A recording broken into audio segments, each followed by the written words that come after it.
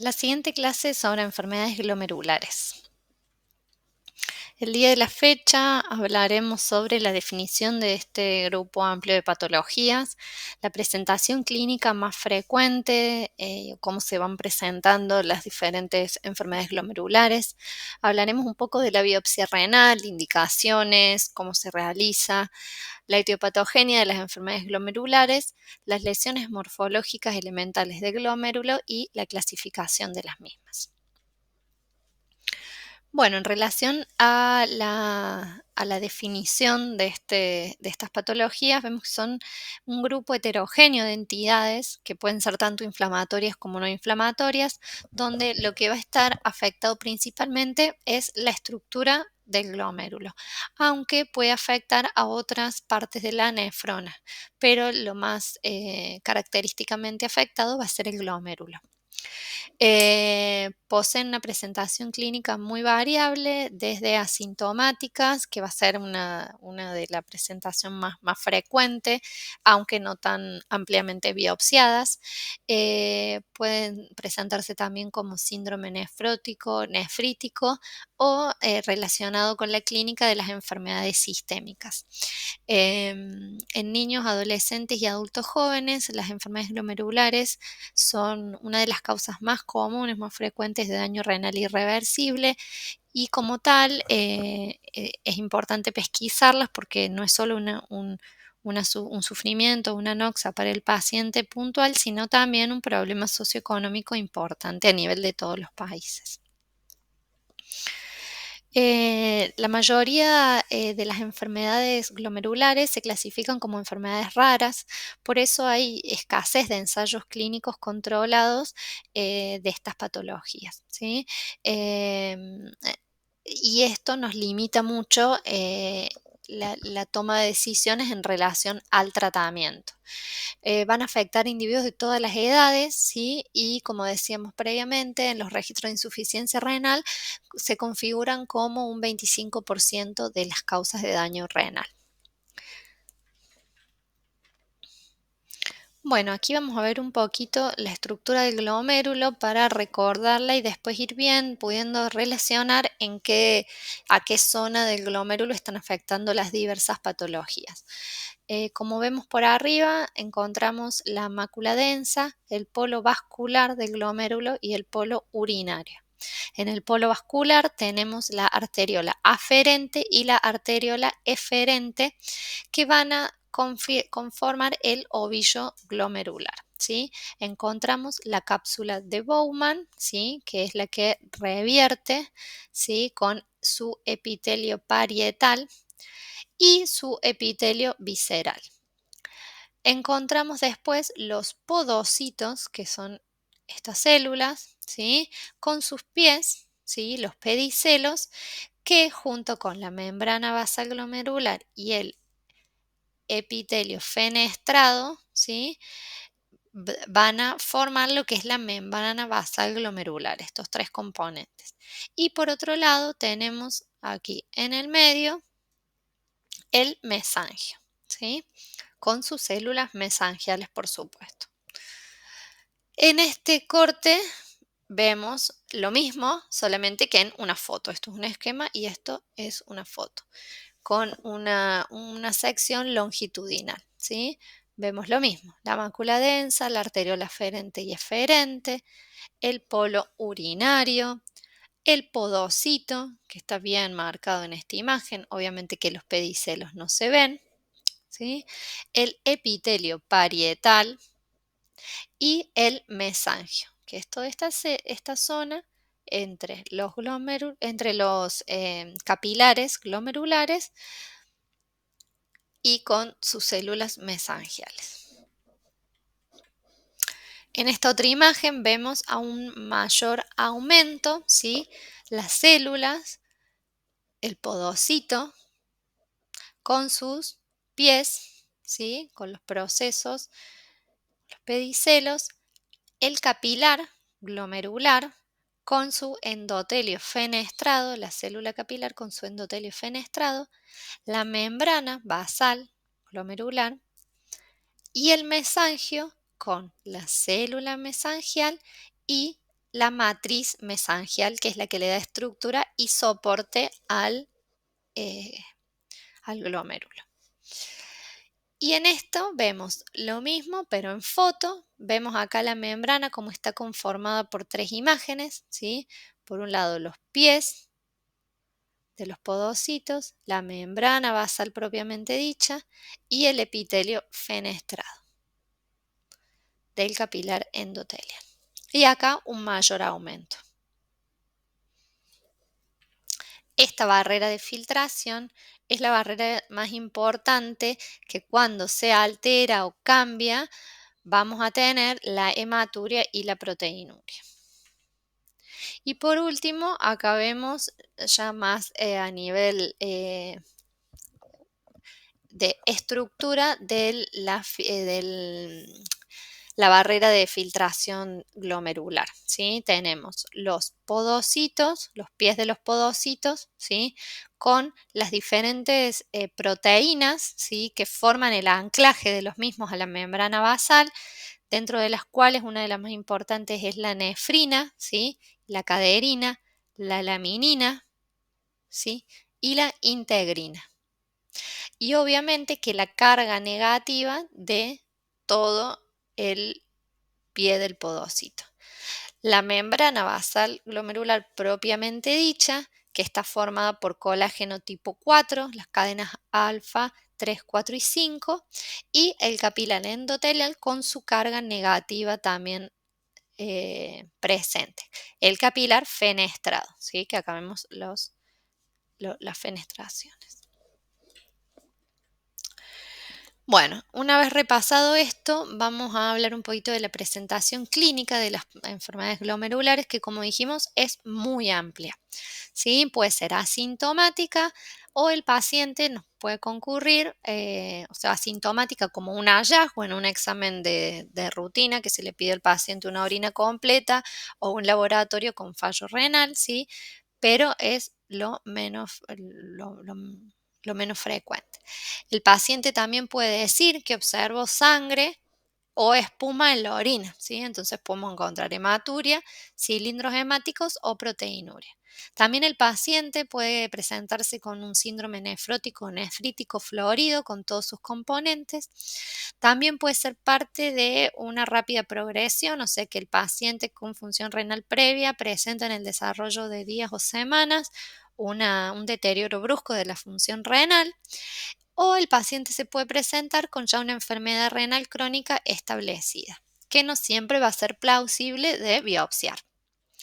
Entonces acá tenemos para recordar, este es un cilindro hemático, que puede ser una de las formas de presentación. Acá tenemos los hematíes, que recuerden que los hematíes glomerulares son dismórficos, ¿sí? Entonces vemos una pérdida de la arquitectura normal, ¿sí? De la forma de los hematíes. Acá vemos con estos globitos que no son los habituales. El paciente también puede presentar, por ejemplo, xantelasmas o un síndrome nefrótico o nefrítico con hipertensión, ¿sí? O la enfermedad renal crónica, como dijimos previamente. Bueno, recordar siempre que es importante a todo paciente hacerle un examen físico completo y la anamnesis con antecedentes heredofamiliares para descartar o para sumar más datos en la búsqueda de las enfermedades glomerulares. En este cuadrito vemos un poco un resumen de cómo se pueden presentar clínicamente las enfermedades glomerulares. Tenemos que el paciente puede estar asintomático, ¿sí? Con proteinuria de 150 miligramos hasta 3 gramos por día, con hematuria, ¿sí? Con cilindros hemáticos o hematíes dismórficos. Con hematuria macroscópica, ¿sí? O con un síndrome nefrótico, nefrítico, ¿sí? Enfermedad renal rápidamente progresiva o una enfermedad glomerular crónica, cada uno con los componentes que va a tener. En relación a la biopsia renal, bueno, la biopsia renal es el gol estándar, ¿sí? De diagnóstico en las enfermedades glomerulares. No se puede hacer un diagnóstico sin biopsia, aunque vamos a ver que existen algunas excepciones en la práctica clínica. Las indicaciones de la biopsia renal, bueno, son el síndrome nefrótico o nefrítico, pero tener en cuenta que el síndrome nefrótico va a haber dos excepciones bastante importantes o las más frecuentes, que van a ser el síndrome nefrótico en niños y en diabéticos, porque el rédito diagnóstico va a ser escaso. En un diabético de larga data con mal control, si tenemos proteinuria de rango nefrótica o un síndrome nefrótico, no lo vamos a biopsiar porque vamos a sospechar que su patología está relacionada con la enfermedad de base. Que distinto será el caso de un diabético de reciente diagnóstico o de pocos años de diagnóstico con muy buen control glucémico, en el cual debuta o tiene de un día para el otro una proteinuria masiva. Bueno, sí vamos a pensar en la posibilidad de biopsiarlo. Y en el niño, no, porque vamos a sospechar una enfermedad por cambios mínimos, entonces no lo vamos a biopsiar, se hace primero el tratamiento y en el caso de no responder, se plantea la posibilidad de biopsia. ¿Sí? La otra indicación es la hematuria, como dijimos, ¿sí? Hematíes dismórficos o cilindros hemáticos. En pacientes con enfermedades sistémicas y signos de enfermedad renal, por ejemplo, un paciente que ya está diagnosticado de lupus, artritis reumatoidea, un paciente con mieloma múltiple y que presentan signos de afectación renal con proteinuria, hematuria, con fallo renal, con sedimento patológico, se plantea la posibilidad de biopsia. En la insuficiencia renal rápidamente progresiva, ¿sí? Afectación en días o semanas tanto de la creatinina como de un sedimento patológico. Y en el trasplante renal, que se hacen tanto biopsias de protocolo en algunos centros para detectar previo a la clínica si el paciente presenta rechazo, o una vez que el paciente presenta un sedimento activo, proteinuria o fallo renal, también se plantea la necesidad de biopsiarlo, tanto para descartar rechazo, como dijimos, y hacer el tratamiento adecuado, o la presencia de una glomerulonefritis que puede ser de nuevo en el trasplante o recidiva de la enfermedad de base del paciente. Bueno, la técnica se denomina biopsia renal percutánea guiada por ecografía. En general se obtienen 2 a 3 cilindros, ¿sí? Que se realizan las tres técnicas. Siempre es muy importante hacer las tres, que se puede agregar una cuarta en el trasplante renal. Las tres técnicas son microscopía óptica, inmunofluorescencia, microscopía electrónica, y en el trasplante renal se suma la inmunohistoquímica, pero no es habitual, entonces por eso no la puse. Para que una muestra sea apta, necesitamos contar por lo menos entre 8 a 10 glomérulos para encontrar una muestra suficiente y poder definir si la patología se encuentra en más del 50% de los glomérulos o en menos, y cuál es el grado de afectación de cada uno de los glomérulos. Em, para preparar el paciente es importante ver que el paciente no esté antiagregado ni anticoagulado. La antiagregación eh, es una contraindicación relativa, pero la anticoagulación sí. Tenemos que ver que la coagulación y las plaquetas sean normales. El control de la presión arterial es muy importante. El paciente que está hipertenso tiene mucho más riesgos de sangrados. Y lo otro es tener una ecografía para ver que los riñones sean de tamaño normal o no estén muy disminuidos, es decir, que no haya mucha fibrosis. Un paciente con fallo renal, con riñones muy disminuidos de tamaño, lo más probable es que sea ya una enfermedad renal crónica, con lo cual el riesgo de sangrado en la biopsia es muy grande y la rentabilidad diagnóstica es poca, porque lo más probable es que el paciente presente mucha fibrosis en su riñón. Y las complicaciones son tanto hematuria, hematomas a nivel del riñón y fístulas arteriovenosas, que son infrecuentes. El paciente se va a colocar en decúbito prono, ¿sí? Y el riñón que se va a biopsiar es el riñón izquierdo. Siempre explicarle al paciente que no se biopsian los dos riñones, sino que se biopsia uno solo, porque se interpreta que la enfermedad sistémica se da de igual manera, se expresa de igual manera en ambos riñones. Pero eso el paciente no puede no saberlo y puede generársele la duda, así que es bueno aclararlo. Bueno, acá como decíamos entonces, un resumen de lo que hablábamos de los métodos de la biopsia. Tenemos el microscopio óptico, la inmunohistología y el microscopio electrónico, ¿sí? ¿Y qué es lo que vamos a ver en cada uno, ¿sí? El microscopio óptico nos va a servir para el diagnóstico inicial, ¿sí? Y nos va a servir mucho para observar la morfología del glomérulo, ¿sí? Vamos a ver el sitio de la lesión y la actividad o cronicidad, ¿sí? Cuánto hay de crónico y cuánto hay de activo en esa biopsia. La inmunofluorescencia nos va a servir para detectar depósitos, ¿sí? De IgG, IgA, IgM, C3, C1q, C4 son los más frecuentes y a veces cadenas, también livianas. En la microscopía electrónica vamos a ver ya más puntualmente los depósitos, ¿sí? En la membrana basal glomerular y alteraciones estructurales de dicha membrana basal, ¿sí? Y como decíamos, ¿sí? El tamaño, lo que se solicita como para poder tener un buen rédito diagnóstico es que al menos encontremos 8 a 10 glomérulos, ¿sí? Bueno, acá puse unas imágenes, ¿sí?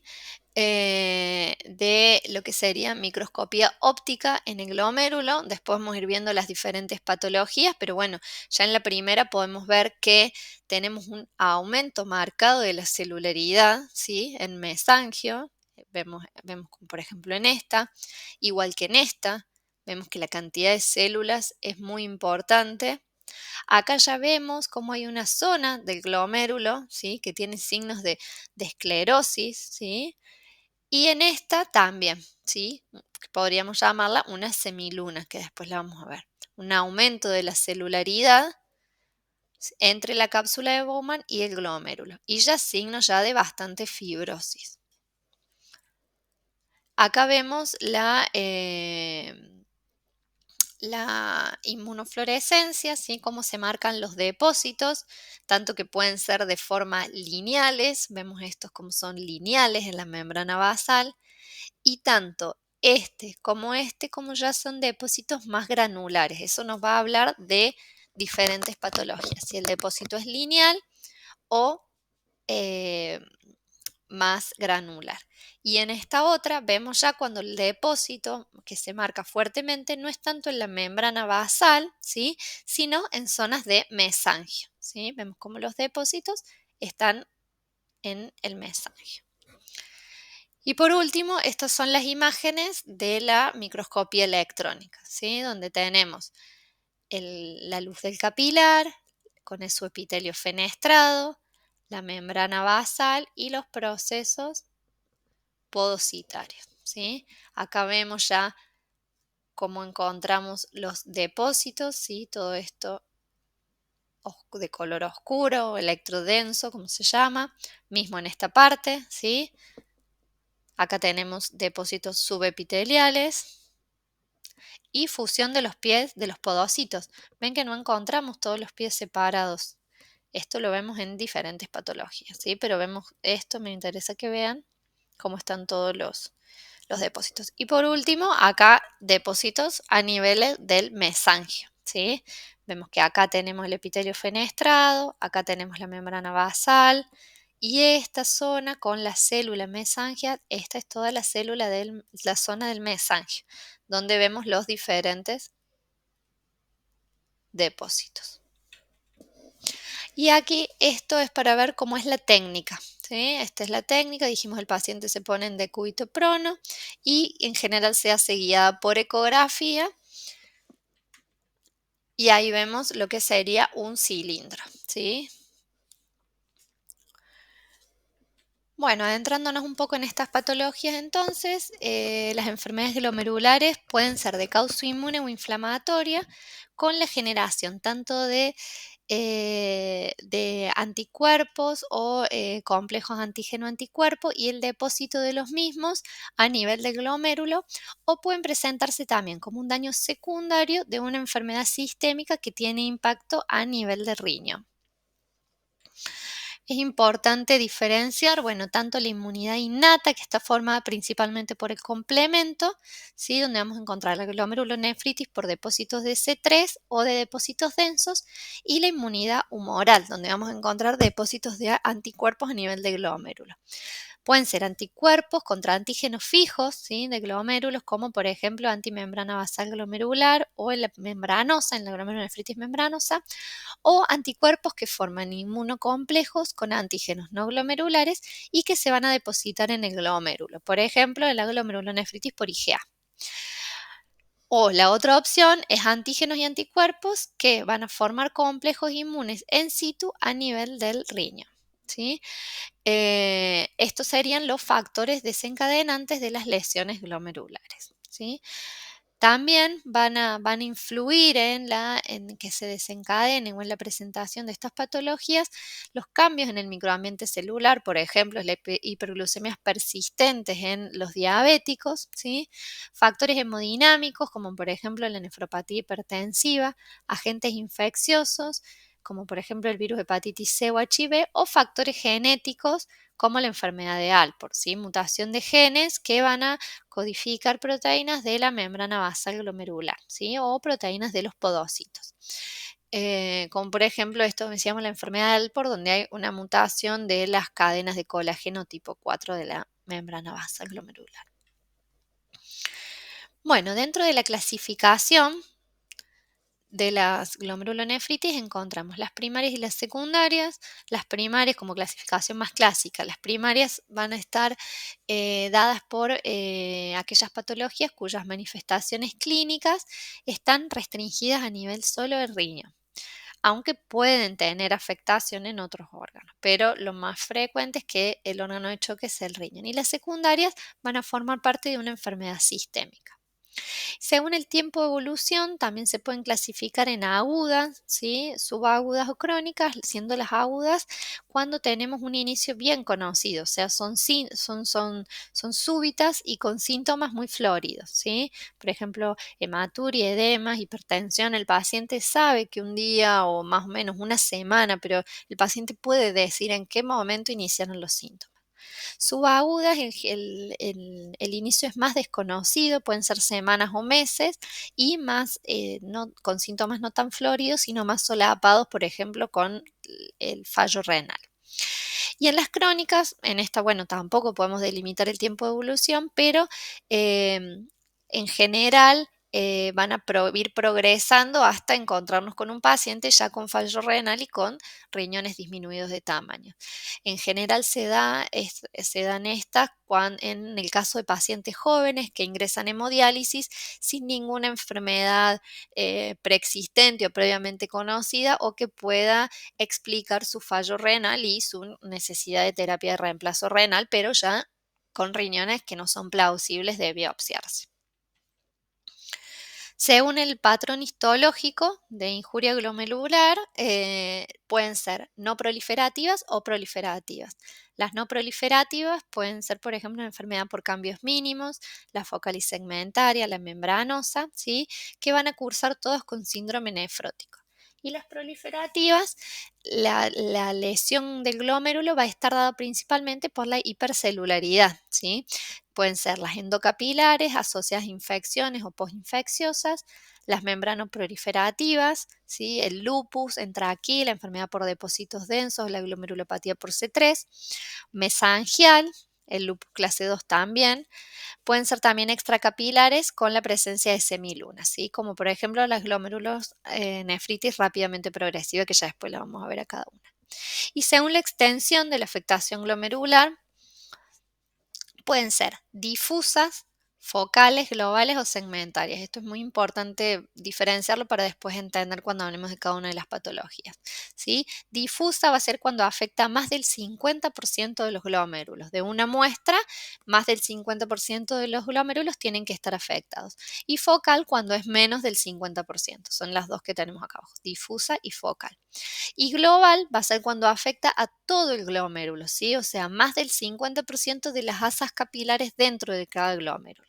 Y segmentaria cuando la lesión está limitada a una sola zona del glomérulo que tiene que ser menos del 50% de las asas glomerulares. Esto nos va a servir entonces para después cuando hablemos de cada patología ubicarnos en cómo es la extensión de las lesiones. Bueno, y esto sería todo por de las enfermedades glomerulares 1. En la parte 2 veremos ya las patologías en sí. Muchas gracias.